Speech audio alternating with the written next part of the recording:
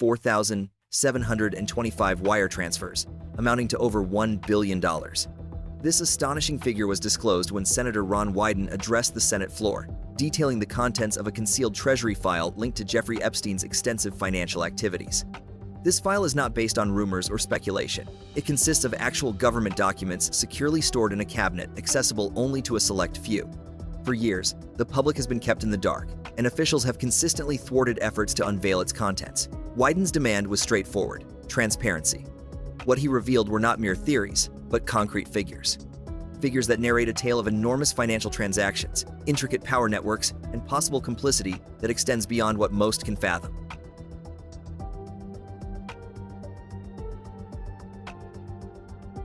Attorney General Pam Bondi say, nope, nothing to investigate. When it comes to Epstein and sex trafficking, all these claims are just ludicrous. I want the American people to know that that's wrong. If you want to know why, just look at the latest report from our investigators that was discussed in the New York Times this morning. Now, somewhere in the Treasury Department, Mr. President, locked away in a cabinet drawer, is a big Epstein file that's full of actionable information. Follow the money details about his financing and operations that await investigation. Last year, the Biden administration allowed our investigators to look at portions of the file. We did that at the Treasury building. Here is what it says. Treasury's Epstein file details, Mr. President, 4,725 wire transfers. Let me repeat that. 4,725 wire transfers, adding up to nearly $1.1 billion flowing in and out of just one of Mr. Epstein's bank accounts. If you ask me, that is more than 4,000 potential lines of investigation right there. Hundreds of millions more flowed through other accounts. That's even a lot more to investigate. The file shows that Mr. Epstein used multiple Russian banks, which are now under sanctions, to process payments related to sex trafficking. A lot of the women and girls he targeted came from Russia, Belarus, Turkey, and elsewhere. One shudders to think about the kinds of people who must have been involved in trafficking these women and young girls out of those companies and into the Epstein web of abuse.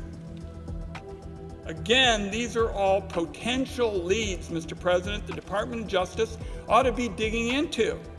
This is about years and years of international sex trafficking. None of this is a hoax. None of it is a scam. And I'd like to say I consider it insulting to the intelligence of the American people for the Trump administration to simply say there is nothing to investigate here. Now, when the Trump administration came in with a lot of fanfare about transparency and openness, I said, I'm going to follow up on that. So I wrote to the Attorney General, Ms. Bondi, Treasury Secretary Bessent, FBI Director Patel, and I asked them all to produce the Epstein file to the Senate Finance Committee so it could be reviewed. In fact, I've made that request multiple times. The Trump commitment to transparency based on the response didn't mean a whole lot because they just refused. Here's what one Treasury official wrote back to me. I'll quote here. The Department of Treasury has previously made documents available relating to the matter in response to your inquiries. Accordingly, we understand that you have the information you seek from the Treasury related to this request. We thank you for your attention to this important issue. Mr. Mr. President, for anybody who's familiar with how these discussions go in Washington, D.C., what I just read was code for the bureaucracy saying, you're asking for information, go pound sand. The Trump administration may be trying to close the books on the Epstein sex trafficking.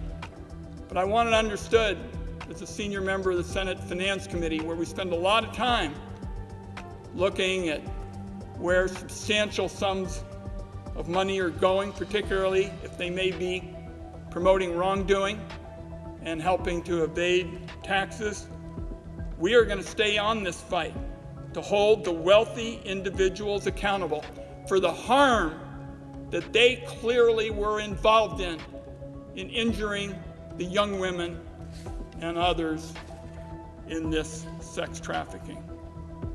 So I'm going to have more follow-up for Attorney General Bondi very quickly. As for today, Mr. President, if she doesn't want to do the investigating, doesn't want the DOJ to do it, let me just restate my original. Consider the magnitude of those figures. Almost $1.1 billion flowing through a single account directly linked to Epstein. This wasn't a case of dispersed spending over many years. It wasn't a gradual stream of investments. It consisted of thousands of separate transfers, each one a possible clue, each one a path waiting to be explored. Such a level of activity doesn't resemble the actions of a solitary, affluent individual indulging in excess. It appears to be the operation of a network. It mirrors organized money laundering, the type of transactions you would anticipate from international criminal organizations. To overlook that magnitude is to willfully disregard the glaring red flags. What makes the situation even more unsettling is the destination of the funds. As per Senator Ron Wyden, the Treasury documents indicate transfers moving through Russian banks, some of which are now sanctioned due to corruption, secrecy, and connections to hostile entities. Why would Epstein, already identified as a predator, channel money through these institutions? And why did so many of his victims originate from countries like Russia, Belarus, and Turkey, nations frequently cited in trafficking reports? The intersection of the financial trail and the human trail cannot be overlooked. These women and girls did not just appear out of thin air. They were drawn into a system, a pipeline international in scope and financially motivated. However, rather than a surge of investigations, instead of outrage and accountability, the reaction from the agencies in possession of these documents was nearly derisive. When Wyden officially requested the complete file for Congress, Treasury officials responded with a courteous yet insincere letter, asserting that he already possessed all necessary information. In the language of Washington, that translates to a veiled dismissal. Cease your inquiries. You will not receive any further information. Wyden himself labeled it accurately, go pound sand. And if a high-ranking senator is instructed to retreat, what hope does the public have of ever gaining access to those files? At the heart of this silence is one individual, Pam Bondi. As Florida's Attorney General, she was in charge of the very state where Epstein perpetrated many of his most heinous crimes. She had the power, the context, and the knowledge to understand the gravity of this case. Yet when she had the opportunity to seek the truth on a national scale, she opted not to. Rather than advocating for transparency, she permitted silence to persist. Instead of insisting on accountability, she aligned herself with those who favored secrecy. For an individual whose duty should have been to safeguard victims and reveal predators, her choice to remain silent was not merely a lapse in leadership, it was a betrayal of her responsibilities. This issue extends beyond a single official. It illustrates a system that buckles under the pressure of power. Commitments to transparency crumble when the wrong individuals are at risk of being revealed. Campaign promises regarding accountability diminish when the focus shifts to the elite. Bureaucracies designed to assist the public transform into barriers protecting those who are least deserving of it. In the meantime, the survivors, women and girls whose lives have been shattered, are left feeling betrayed. Their suffering is overlooked. The network of their abusers remains concealed. The more one examines the evidence, the more apparent it becomes. Epstein might not have been the mastermind that many believed. He could have merely been a single component in a far more extensive operation, a visible figure in a network that spans across borders, financial institutions, and organizations. The Treasury file indicates a level of systemic money laundering that suggests something much larger at play. If thoroughly investigated, those figures could uncover connections that would astonish the worldlings, too influential for institutions to confront comfortably. This is the only rationale for the government's reluctance. The file isn't being withheld due to its insignificance. It's being kept secret because it has the potential to cause a major upheaval. As agencies delay action, survivors find themselves forsaken. They are informed that their abusers are beyond reach. They witness evidence being buried. They come to understand that when predators are associated with wealth and power, justice is not merely postponed, it is outright denied. What kind of message does that convey? That accountability is reserved for the powerless, that if you possess enough wealth and connections, the system will contort itself to shield you. This situation transcends mere injustice. It establishes a perilous precedent. Wyden is adamant in his stance. His request is unequivocal. The Treasury file must be fully disclosed to Congress. Not just summaries that obscure the truth, not redacted documents meant to mislead, the complete file, because when you trace the money, you uncover the truth. And at this moment, the truth is still concealed. If made public, this wouldn't be mere conjecture, it would be substantiated financial proof, authentic names, genuine patterns, concrete evidence, and that's precisely why there is resistance. Once it's out in the open, it cannot be hidden again. However, there is a danger. If the focus wanes, if the outrage subsides, the cover-up will prevail. The file will remain secured. The powerful will continue to be shielded. The survivors will remain unheard. This is why this moment is crucial. It's not solely about Epstein's actions, it's about how governments respond to predators connected to elite circles. It's about the authenticity of transparency versus it being just a catchy phrase. It's about whether justice is truly equitable for all or only for those who lack influence. Consider this. Why is a billion-dollar file kept hidden in a Treasury cabinet instead of being thoroughly investigated? Why did a former attorney general from Epstein's state opt for silence rather than exposure? Why must a current senator plead for access while oversight bodies dismiss him with bureaucratic indifference? These are not mere coincidences. They are deliberate choices, choices made to safeguard the powerful, choices that expose the lengths to which the system will go to protect itself. When Wyden addressed Congress, he was not merely speaking to lawmakers, he was reaching out to the public. His message was clear. This battle cannot be won in secrecy. Victory will come only if enough individuals refuse to let the narrative fade away. Files can be made public, investigations can be brought into the open, but this can only happen if the demand is stronger than the opposition.